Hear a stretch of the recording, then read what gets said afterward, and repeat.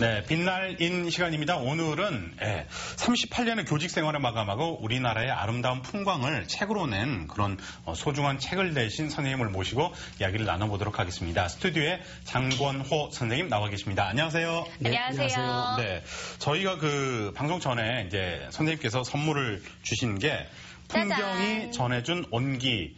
야.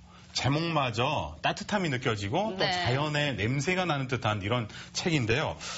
이 책이 어떤 책인지 소개를 먼저 해주시죠. 네, 국토가 좁은 나라인데 땅에 주름이 많아요. 그 주름 사이사이로 사람이 살고 있고 숨겨진 비경이 많아요. 그 숨겨진 비경 40여 곳을 직접 발품을 팔아서 취재하고 답사해서 책으로 냈습니다. 네. 사계절의 변화에 따라서 봄, 여름, 가을, 겨울로 배치했고요. 특별하게 유명한 관광지는 거의 없습니다. 제게 먼저 위로를 주었던 곳, 제가 감동받았던 곳, 그런 곳 40여 곳을 뽑아서 이번에 책으로 내게 됐습니다. 네. 그렇군요. 네, 우리나라의 구석구석 숨겨진 곳들 책에 소개를 해주셨는데 이 답사기를 내신 이유가 궁금해요. 어떤 걸까요, 선생님? 두 가지 이유예요.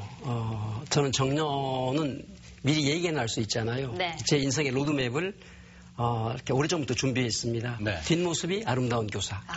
그래서 저는 오래전부터 책을 쓰기 위해서 원고를 준비했고 또 신문에 연재를 했고 그래서 이런 것들이 모아져가지고 2016년 제가 회갑회거든요. 네. 그때 시집을 한 권 냈고 이번 2018년 정년하면서 산문집을 냈습니다. 네.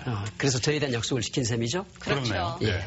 두 번째는 아이들에 대한 약속이에요. 아이들에 대한 약속. 예, 제가 국어교사로서 가장 방점을 찍었던 게 읽고 쓰기입니다. 근데 쓰기 교육에서 아이들에게 교사가 글을 쓰지 않으면서 아이들에게 글을 쓰게 할 수는 없거든요. 네네. 그래서 몸소 글을 쓰는 모습을 늘 보여주었습니다. 그래서 아이들도 제가 글을 쓰고 있고 언제가 책을 낸다는 것을 알고 있습니다.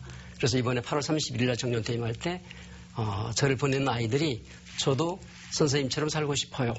반듯하게 살고 제 이름으로 된 책을 낼 겁니다. 이런 소리가 위로가 되었습니다. 뿌듯하셨겠네요. 네. 그 한마디로 38년의 교직 생활을 내가 정말 제대로 살았구나라고 마음속으로 좀 느끼셨을 것 같아요. 예. 부끄럽지만 네. 아유, 대단하십니다. 자, 여러 가지 책을 내면서 또 여행을 다니시면서 에피소드도 굉장히 많이 계실 것 같아요. 어떤 게 생각이 나신가요? 우리 집 아이가 셋인데요. 네. 터울이 7살, 8살입니다. 그리고 형 누나가 있고 막내가 있는데 네. 막내가 왕따 당하는 거예요. 나이 터울이 크니까. 첫째하고 둘째만 막 놀았군요. 그러니까요. 네. 동생이 힘들어요. 근데 그게 잘 안 됩니다. 교정이. 네. 그래서 아이를 엄마와 상의해가지고 여행길에 같이 동행시켰어요. 지금 사진에 나온 아이가 막내인가요? 맞습니다. 아니, 저 때가 몇 살인가요? 아마 4학년에서 5학년 될 거예요. 네. 지금은 몇 살인데요? 25살. 아이고, 네. 세월이 많이 네, 흘렀네요. 저 아이가 어떻게 여행을 다니면서 변화가 됐죠? 첫 번째, 짜증이 사라졌어요. 네. 그리고 형 누나와 관계를 맺을 줄 알아요. 공감할 줄 알아요. 소통하게 되었고요. 그래서 저는 여행이 주는 이 힘이 당시 저의 처방이 정확했다. 이런 이야기를 듣고 싶고요. 어머니들께도 잘 관계 형성이 안 된 아이들이 있으면 여행과 함께 떠나보시면 아마 좋은 처방이 되지 않을까. 시청자분들이 많이 배울 것 같네요. 야, 윤건영 아나운서 좀 뿔날 특히나 때가 더 많이 있거든요. 배워야 될 것 같아요. 옆에서 뿔날 때가 많아요. 좀 가야 될 것 그러니까 같아요. 자기 생각을 막 이렇게 짜증을 내거나 주장을 강하게 하는 게 아니라 교감 능력이 커진다 이거죠. 예. 네. 아니, 그런데요, 선생님, 38년 동안 교단에 서 계셨잖아요. 지난달입니다. 8월 31일 날 이 마감을 하셨죠. 교단에서 내려오셨는데 소회가 어떠신가요? 섭섭하지 않습니까? 를 얘기는 하고 있죠. 저 그렇게 여쭤보고 싶었어요. 근데 그렇지 않으신가 봐요. 네. 긴 여름해가 끝나고 집으로 돌아가는 느낌? 근데 그 발걸음이 무겁지 않아요. 왜 그럴까요? 제가 다시 더 젊어진다 해도 더 특별하게 해보고 싶은 건 없어요. 네. 여한 없이 해봤어요. 은유적인 표현으로 말하면 제 키만큼 제가 가진 건 모두예요. 그만큼 게을리 살지도 않았고 욕심내지도 않았고 최선을 다해서 살았습니다. 네, 표현을 멋지게 해주셨습니다. 그러나 교직 생활 중간에 순탄치 않은 그런 일을 겪게 됩니다. 바로 전교조와 관련된 일이죠. 예. 제가 89년이면 딱 교직 10년 차거든요. 네. 10년이 되니까 제 나름대로 교직을 바라보는 관점, 사람을 보는 눈, 역사를 보는 눈, 사회를 보는 관점이 서게 됐죠. 10년이면. 그때 교육운동이 시작됐고 자연스럽게 전교조에 가입됐습니다. 그리고 그로 인해서 했는데 89년에 해직돼서 94년에 복직했으니까 약 5년 동안 거리의 교사로 있었죠. 근데 지금 돌이켜보면 그게 저를 단련시킨 기간이었습니다.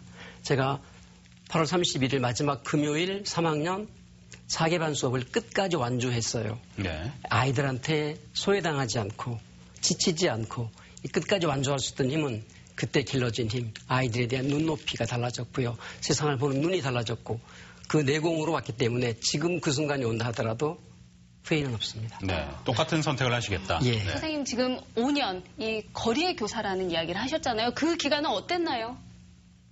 아파요. 어떻게 아프셨어요? 일단 막노- 경제적으로도 아프실 것 그랬죠. 같고. 막노동을 했고요. 막노동을. 예, 막노동을 했고 나중에 어쩔 수 없는 선택으로 입시학원에서 강의를 했어요. 이때 생각하면 아픕니다. 네. 그 그렇지만 이유 때문에 전교조 활동을 해서 해직이 됐는데. 그랬죠. 예. 그랬는데 다시 입시 교사를 할 만큼 힘들었던 순간들. 그렇죠. 네. 알겠습니다. 네. 네. 그런데 또 이렇게 아픔을 겪었기 때문에 더욱더 단단해지지 않았나 그렇습니다. 그런 생각이 네. 듭니다. 그리고 또 이런 활동 말고도요. 뭐 책도 쓰시고 그리고 광주교사 신문 제작에도 참여를 하셨잖아요. 어떤 걸까요? 광주교사신문은 전교조 광주 지부에서 발행하는 월간 신문이고요. 12면 타블로입니다. 타블로이드판이거든요. 네. 사실 저희들은 전문 기자가 아니죠. 교사하면서 담임, 업무하면서 동아리, 각종 교육활동 다 하면서 가외 이걸 또 활동을 하거든요. 본인 시간 네. 쪼개가면서. 정말 초인적인 힘을 가지고 활동하는 기자들에게 고마움을 지금 가지고 있습니다. 사진이 나오는데 사진을 찍는 교사 선생님들도 따로 계시고 그렇죠. 뭐 편집하시는 분, 취재하시는 분 다 따로 계시는 그렇습니다. 거죠? 체계화되어 바쁘시겠네요, 있습니다. 다들. 네. 아유, 근데 구성을 굉장히 생생하게 잘하셨어요. 예. 저게 바로 광주 교사 신문인데. 네, 뭐 학교 풍경도 나오고 있고요. 네.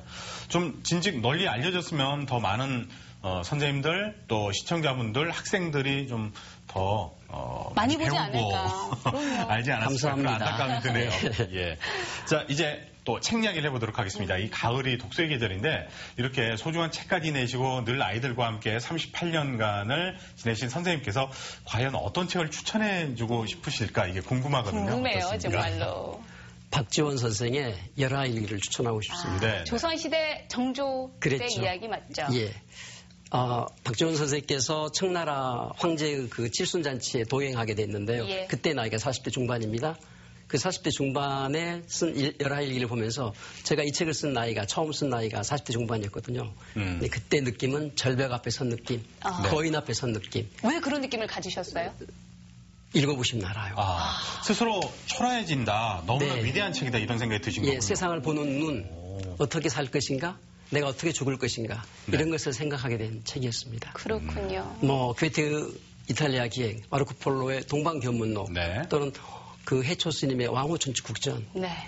비교가 안 됩니다. 비교가 안 될 정도로 네. 좀 추천을 요즘에 하고 싶다. 웹툰만 보고 있던 제가 정말 무슨 생각이 저도요. 듭니다. 반성을 하게 됩니다. 아니 그런데 이 요즘 또 날씨가 너무 좋아서 여행하기 딱 좋잖아요. 네. 선생님께서 책까지 내셨는데 어떤 곳 추천해 주실 수 있을까? 이야기해 주시죠. 잘 알려지지 않았지만요. 굉장히 아름다운 곳이에요. 한국에도 이런 곳이 있나? 굉장히 이국적 풍광입니다. 높은 고원지대를 따라서 이렇게 한 2시간여를 트레킹할 수 있는 선자령.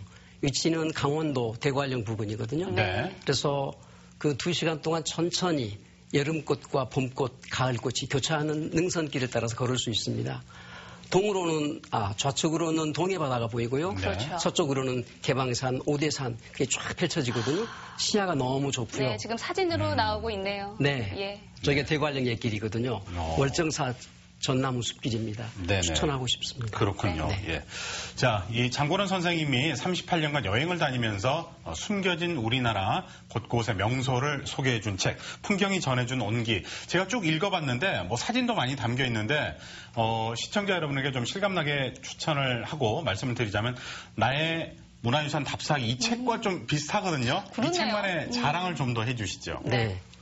그 장르적으로 말하면 여행기와 답사기 중간쯤 된다. 네. 이렇게 말씀드리고 싶고요. 네. 한마디로 정리하면 책상 한 켠에 꽂아두면 두고두고 든든할 것 같은 책.